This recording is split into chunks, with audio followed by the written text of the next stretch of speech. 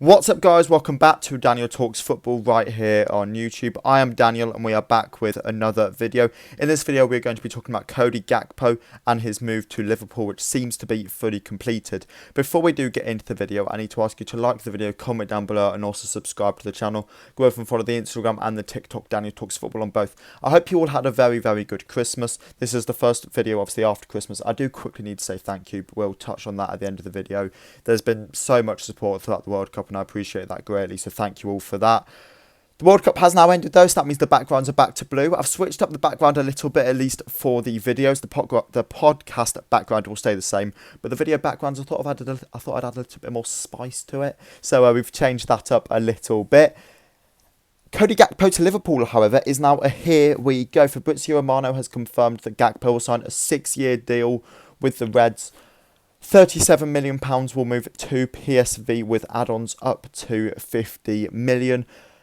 Romano also confirmed that Manchester United had agreed a deal with the player, however no bid to PSV.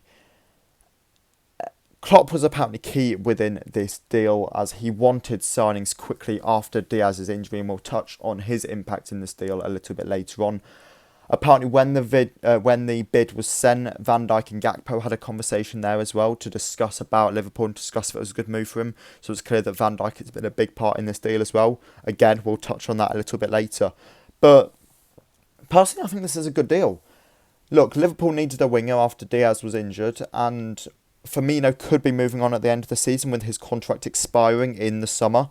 So I look at this deal, I think they're going to have a lot of options going forward. Even if Firmino does leave, you'll have Salah, Diaz, Nunez, Jota, Carvalho, Elliott and now GAKPO, even if Firmino does decide to move on. Obviously Diaz is injured, but that's a very good front three. You know, Salah, Nunez and GAKPO say that's a very good front three. You've got people vying for that left wing position in both Diaz and GAKPO. Striker, you've got Nunez and Jota, and then right wing you've got Salah. Elliott can obviously also fill in at right wing. Carvalho can possibly do that false 9 role.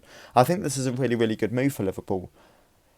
GAKPO scored 105, he's got 105 goal involvements in 159 games for PSV. I think that's 55 goals and 50 assists, but don't quote me on that. I said we'll touch on Klopp's role within this deal. We all know that Klopp was possibly close to leaving Liverpool. I know he said it never crossed his mind, but I think it was something that was being thought about. Everybody did think that possibly he would take a sabbatical after this year, and this would be Klopp's final season at Liverpool. Obviously, then he went on to sign that new contract. I wonder if deals like this were possibly within that contract. He said, you know, I need new players. I'm not going to re-sign on. If I don't get these players, then, you know, the board has gone, okay, we'll make that happen. I look at this deal though, and I think it's really down to Klopp. If Klopp hadn't pushed for the signing, if Klopp had just kind of gone, yeah, I want him, I like him, I don't think he'd be going to Liverpool, and I think he'd be going to Manchester United. United obviously have that Dutch league connection with Ten Hag. They've already used that to bring in Martinez and Malacia, and I really could have seen GAKPO being the next one within that line. However, Klopp and Liverpool have got in front of them to get GAKPO in. I think this is a really good signing, especially for the £37 million it's going to cost them. In this kind of climate, that's nothing. You know, Wolves have just signed Cunha for 50 million. 37 million is not much at all, and I think it's a really good deal for Liverpool. What do you make to it? You'll have to let me know in the comments below. But before we do round off the video, I do just want to say thank you. There was over 3.8 thousand videos since... 3.8 thousand videos? No, there wasn't. There was over 3.8 thousand views in 39 videos since the World Cup started.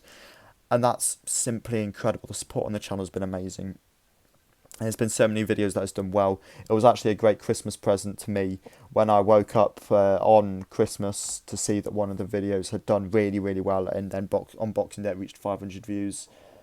I'm not going to try and pretend I'm not obsessed with the numbers, because I really like seeing things do well. It's a really big boost for me. I don't do this for the views, but it's nice to see that you guys enjoy the content. I've obviously put this out on the Instagram, so if you're not following that, then go over to the Instagram and follow that, because there's going to be some big guests coming in the new year. Podcasts I've announced, I think on Instagram, I can't remember, I've announced it behind closed doors, but they're going to be moving to every 2 weeks now. And then there'll be a sort of week of videos in between, and that means I can make sure there's a lot of big guests on for every single podcast, so make sure to stay tuned for that. And yeah, thank you all for watching this video, and I'll catch you all again in the next one. See ya!